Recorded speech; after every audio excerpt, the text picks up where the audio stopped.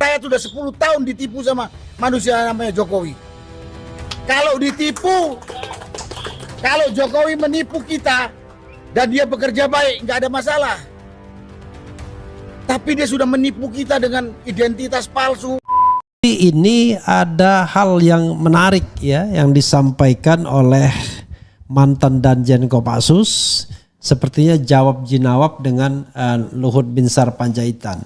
Jadi beberapa waktu yang lalu sobat era sekalian, Luhut Binsar Panjaitan mengatakan mereka yang mengusulkan pemakzulan itu kampungan katanya.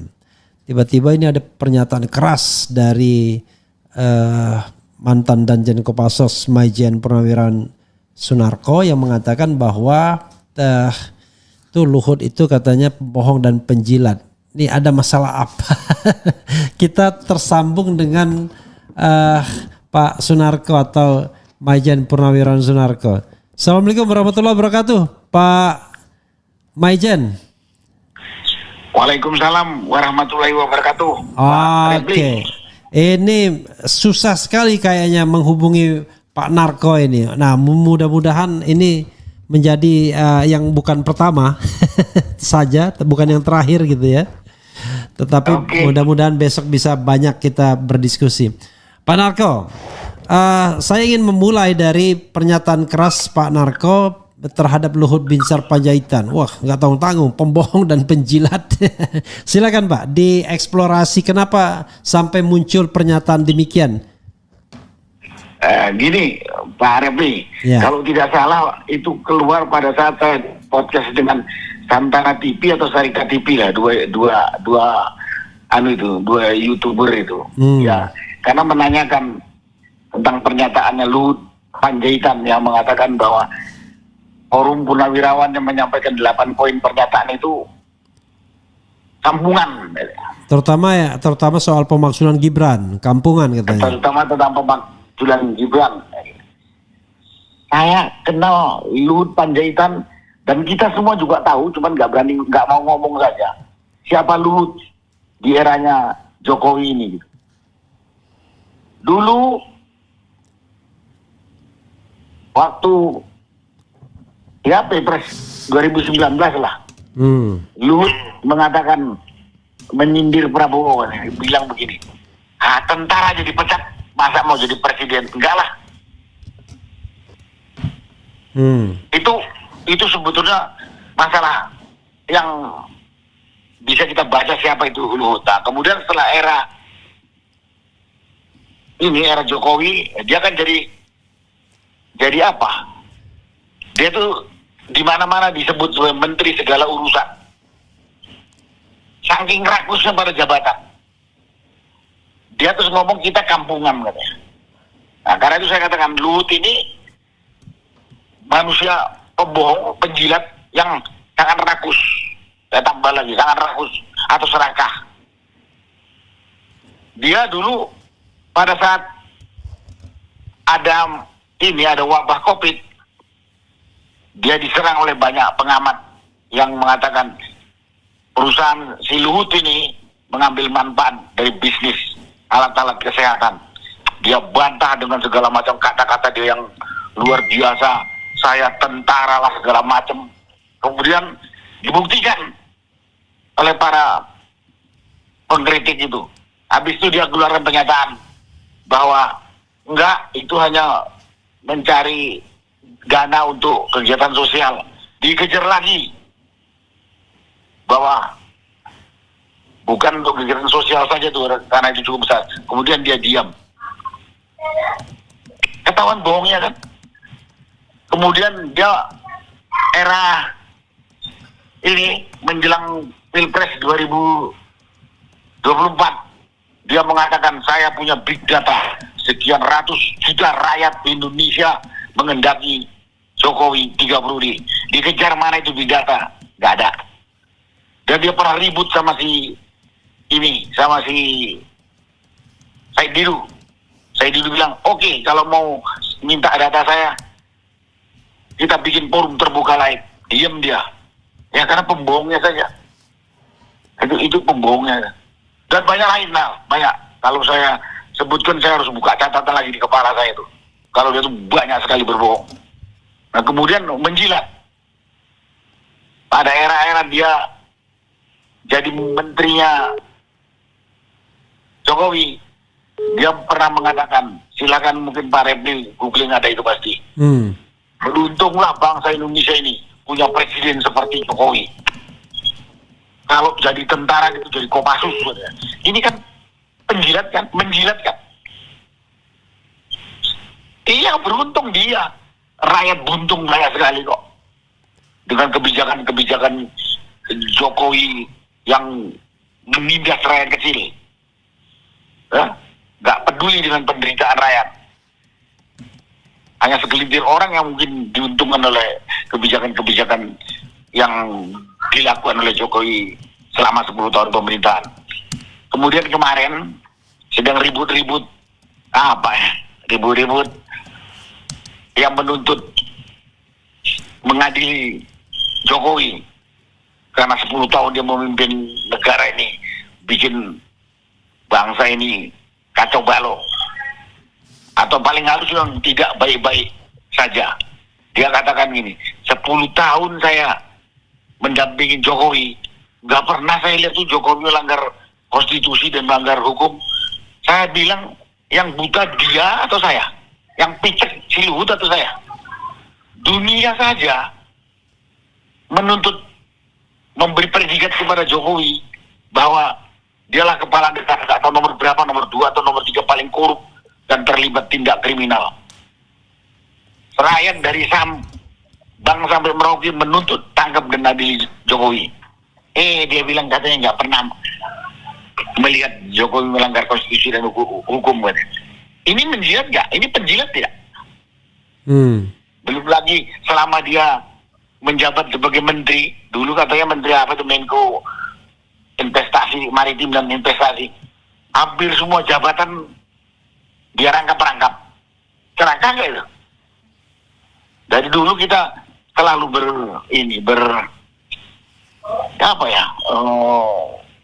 menyatakanlah, usahakan nggak rangkap-rangkap jabatan lah, kecuali yang penting banget. Celaka nggak itu? Belum kalau masalah pribadi, perusahaan pribadi, ya udah nanti kalau ngomongin masalah perusahaan pribadi yang begitu banyak, dikira kita iri. Enggak, kita nggak ada yang iri. Mau dia kuasain apapun terserah. Tapi jangan negara ini yang jadi korban. Ini rakyat Indonesia yang menderita gitu. Pak Narko ya, ada satu hal yang menjadi tanda tanya besar ya. Bahwa Pak Luhut ini katakanlah mantan atasannya Pak Prabowo waktu di Kopassus ya, pernah satu masa yang sama ya. Pak Luhut ketuanya, wakilnya Pak Prabowo. Kemudian Pak Luhut ini pula yang menjadi yang backup mati-matian Pak Jokowi melawan Prabowo Subianto. Tapi sekarang kenapa Prabowo masih mengangkatnya sebagai pejabat yang penting dan ikut dalam sidang kabinet segala, bahkan walaupun dalam tanda kutip cuma ketua Dewan Ekonomi Nasional, masih terlihat powernya begitu kuat. Bagaimana menurut pendapat Pak Narko? Kalau mau tahu masalah itu yang paling tepat dan paling benar, tanya langsung kepada Prabowo. Kenapa manusia yang sudah merendahkan martabatnya masih dipakai? Kalau menurut saya inilah kelemahan pribadi, kelemahan leadershipnya Prabowo. Atau ada sesuatu masalah pribadi Prabowo yang diketahui Luhut yang dijadikan kartu truf atau sebagai kunci sehingga Prabowo nggak berani. Tapi saya pernah ngomong, Prabowo itu baik sebagai manusia, tapi sebagai pemimpin dia lemah, saya bilang. Sekarang dia udah presiden, masih mau diatur-atur sama bekas presiden. Jadi di samping dia lemah, mungkin dia punya juga satu kelemahan yang dipegang oleh kelompok-kelompok lain, ya kelompoknya Jokowi VS, di dalamnya ada Luhut.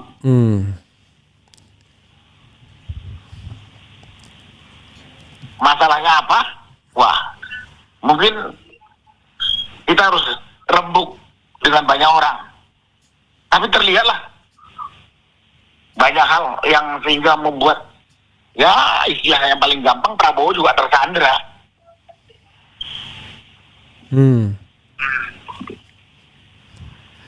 Kalau tidak kan Pak Prabowo kan orang nomor 1 memegang otoritas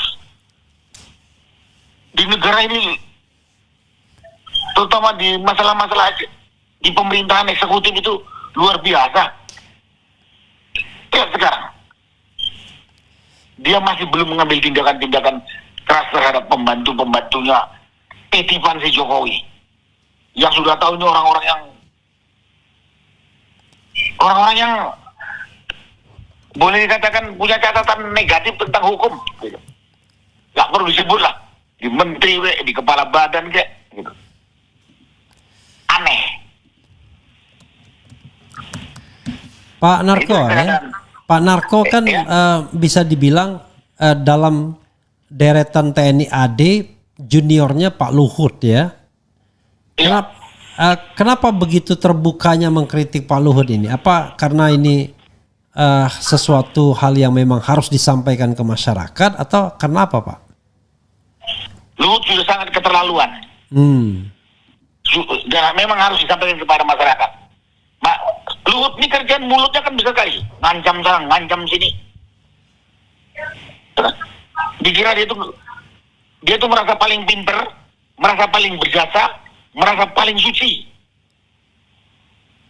di negara ini. Lihatlah pernyataan kalau kita googling, dia tuh merasa paling pinter, merasa paling berkuasa, merasa paling berjasa, merasa paling suci. Merasa, saya katakan ya. Yeah. Semua kalau ada orang yang mengkritik berbeda pendapat sama dia, kalau nggak dia bilang kampungan, dia bilang pergi ke luar negeri, pergi ke sana. Larilah kau pergi sana ke luar negeri. Yang jelas harus tidak boleh ada melanggar konstitusi. Makanya dia nggak melanggar konstitusi. Banyak hal. Dia selalu membelaping indah kata-kata sehingga harapannya orang takut sama dia. Tapi saya katakan, dia itu merasa paling pinter, merasa paling berjasa, merasa paling berkuasa, merasa paling suci. Saya pernah ngomong, ada nggak yang bisa membelikan cermin besar kasih ke dia biar dia bisa bercermin? Itu kalau istilah orang dulu, ini kuman di seberang lautan kelihatan, gajah di pelupuk mata nggak kelihatan. Pak Narko, kapan terakhir ketemu dengan Pak Luhut? Saya memang nggak mau ketemu. Udah lama saya nggak pernah ketemu. Kemarin waktu acara silaturahmi Angkatan Darat, Pak Narko termasuk yang diundang atau nggak diundang, Pak? Nggak diundang. Oke. Yang setahu saya, yang kemarin ikut deklarasi itu, ya kita punya senior yang paling senior, Pak Triswisno. Ada satu orang, nggak usah saya sebutkan, saya hadir. Yang lain nggak ada yang hadir saya. Jadi ada yang hadir tidak hadir tidak diundang, tapi ada yang tidak hadir walaupun diundang begitu ya? Ada yang diundang tapi tidak hadir. Saya tahu orangnya, saya nggak usah sebut. Dia bilang sama saya karena tanya, kok ini senior saya, kok kamu diundang, saya nggak diundang. Oh, kalau gitu aku diundang nggak usah datang lah, ya terserah bapak Pak. Karena Pak Narko terlalu keras ya, dianggap bahwa Pak Narko kalau kelompok Pak Jokowi bilang wah itu kan residu dari pemilu, sakit hati dan lain sebagainya. Bagaimana Pak pendapat Pak Narko? Silakan, dia punya pendapat, tapi coba kita mau melihat secara jujur dan bersih, apa beres pemilu 2024 kemarin? Saya nggak ada kepentingan kok, siapa yang menang, siapa yang kalah gitu. Saya nggak pernah punya kepentingan, saya pingin jadi ini. Saya juga pernah ditawarin kok jabatan tuh, nggak. Kalau saya berkumpul dengan ini penindas rakyat, haram buat saya ikut bergabung dengan kelompok itu gitu. Nggak punya kepentingan. Apalagi yang kemarin deklarasi itu, Pak Refli, itu umumnya usianya udah di kepala 7 ke atas. Pak Tri udah 90. Lagi kepentingan dunia yang mau kita cari, kecuali menegakkan amar ma'ruf nahi mungkar. Oke Pak Narko, Luar biasa ya. Silakan Pak, closing statement Pak. Mau menekankan kembali tuntutan atau deklarasi yang 8 itu, atau mau menyampaikan soal Pak Luhut lagi, silakan closing statementnya. Saya hanya berharap Prabowo dengan jujur mempelajari 8 poin itu. Jangan terpengaruh dengan suara-suara kelompok yang memang tidak menyukai, karena itu banyak sekali. Ya mungkin kenyamanan sekarang terganggu kalau itu dilaksanakan.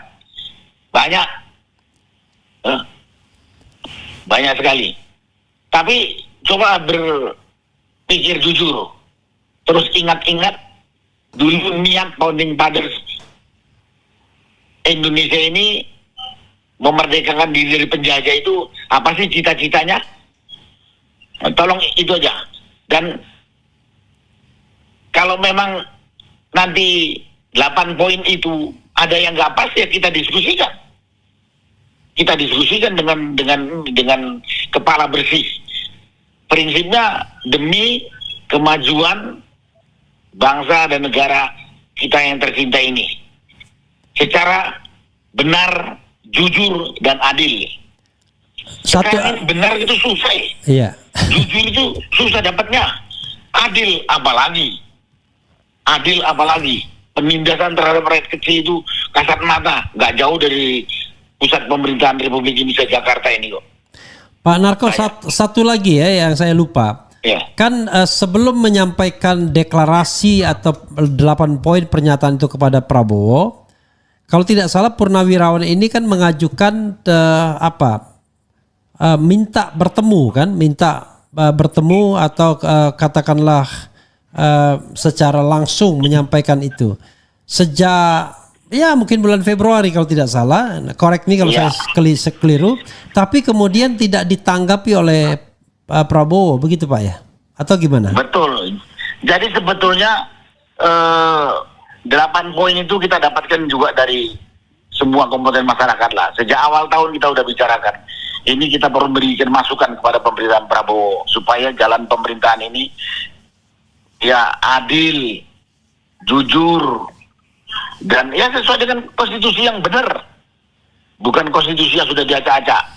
Nah, setelah itu pada Februarinya kita bisa formulasikan 8 poin itu, kemudian ditandatanganin oleh 5 jenderal pada sekitar ya pertengahan dan akhir Februari. Ini yang jenderal bintang 4 ya? Ya, bintang 4 semua itu.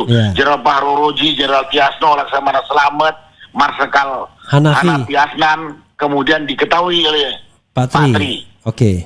Iya. Karena kita ya mengkomunikasikan, menanyakan, meminta masukan dari Pak Tri sehingga Pak Tri juga setuju itu mengetahui. Nah, setelah itu kita bikin surat kepada Presiden. Ada buktinya bahwa kita ada 8 orang ingin silaturahmi kepada Presiden Prabowo sambil menyampaikan 8 poin itu. Kita tahu sampai ke Setnek ada tanda terimanya. Kemudian kita tunggu 2-3 minggu nggak respon. Kita bikin surat kedua. Intinya menanyakan surat kita itu diterima atau tidak dan bagaimana lah jawaban dari Presiden. Surat kedua itu yang tanda tangan adalah Letnan Jenderal Marinir Soeharto dan saya. Sampai kemudian mendekati Idul Fitri tidak ada jawaban. Kemudian ya kita dalam suasana Idul Fitri ya kita slow down lagi tuh. Nah, setelah habis Idul Fitri ya kita sekaligus silaturahmi, ya kita sampaikan pernyataan itu secara terbuka tanggal 17 April itu. Jadi kita udah bikin, kita sebetulnya tidak mau deklarasi kalau memang waktu itu kita silaturahmi tertutup diterima oleh Presiden Prabowo. Itu juga dapatkan gedung kita diganggu 3 kali. Sampai dapatnya itu di gedung salah satu yayasan Al Musawarah di Kelapa Gading, kita harus buat pernyataan tertulis. Karena sudah ditolak. Kita akan bertanggung jawab terhadap semua dampak kegiatan silaturahmi kita di sini kepada pengelola gedung. Kalau enggak ditolak. Itulah kondisinya. Nggak ada bedanya dengan kondisi waktu Jokowi dulu. Kita juga setiap mau pakai salah satu gedung selalu ditolak. Agak miris juga ya, padahal yang memakai ini Purnawirawan Jenderal 103 yang tanda tangan, kemudian ada 73 Angkatan Laut, 63 Angkatan Udara Jenderal, kemudian 91 Kolonel. Rupanya mereka tuh takut sama dosanya sendiri. Jadi semua orang ditakutin. Mereka tuh takut dosanya sendiri dibuka. Oke. Terus habis itu dia bilang, kita ini kelompok sakit hati. Gak ada urusan sakit atau tidak. Karena kita ngelihat memang negara ini jalannya compang-camping. Itulah Pak Refli. Oke, makasih Pak Narko ya. Mudah-mudahan nanti kita bisa berbincang-bincang lagi untuk hal-hal lainnya. Kasih. Assalamualaikum warahmatullahi wabarakatuh, Pak. Terima kasih. Wassalamualaikum warahmatullahi wabarakatuh.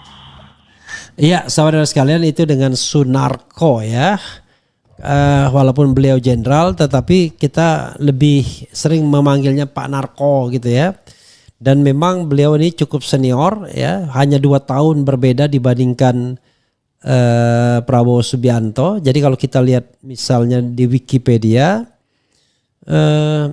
Mayor Jenderal TNI Purnawirawan Sunarko itu lahir 1 Desember 53. Kalau Prabowo kan 16 Oktober 51, jadi 2 tahun lebih muda ya.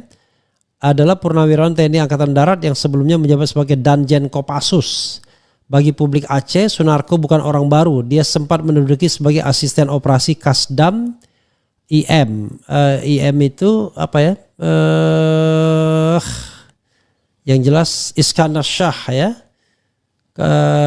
Pembentukan Kodam Iskandar Muda kok Iskandar Shah 2002, kemudian dia akan menjadi Danrem 011 SNJ Danrem 022 Dam strip 1 BB Pamen Denmas Besat Paban 133 Biok Sospad Pati Ahli Kasat Bido Sosbud dan Kasdip 1 Kostrat. Baru kemudian Danjen Kopassus dirahinya Agustus 2007.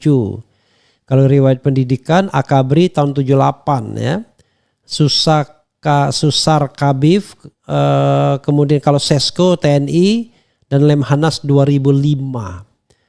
Riwayat jabatannya mulai dari Komandan Pleton Kopasanda tahun 79 sampai dengan Pangdam Militer Iskandar Muda, kemudian Komandan Pusenif ya, pusat saya nggak tahu Pusenif itu apa ya, mungkin ada itu infanteri atau apa ya. Begitu. Kemudian Komjen Danjen Kopassus ya, Komandan Jenderal Kopassus itu 2007-2008.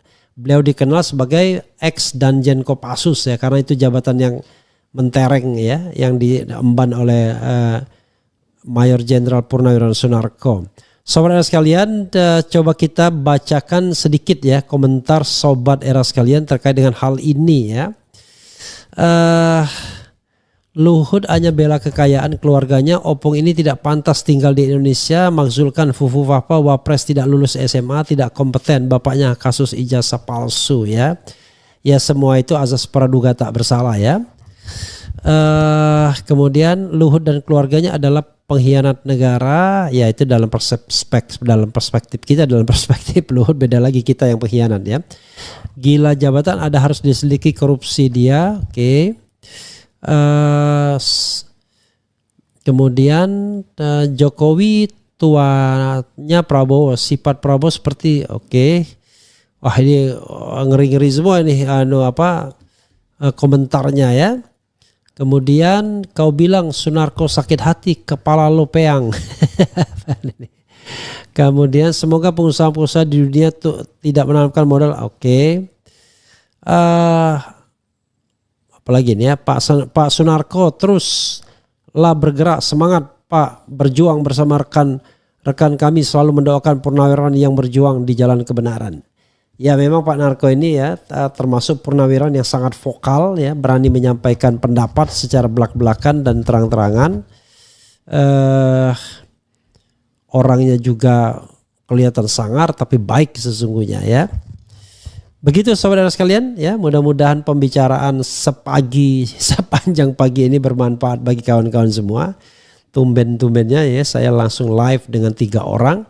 Bisa dilihat lagi ya, tadi pagi pukul 6 dengan Ahmad Hozinuddin mengenai persiapan menghadapi sidang nanti panggilan klarifikasi dari Polda Metro Jaya hari Rabu dan Kamis. Tadi dengan pengamat politik Deddy Kurniasyah dan terakhir dengan ex Danjen Kopassus Mayor Jenderal Purnawirawan Sunarko.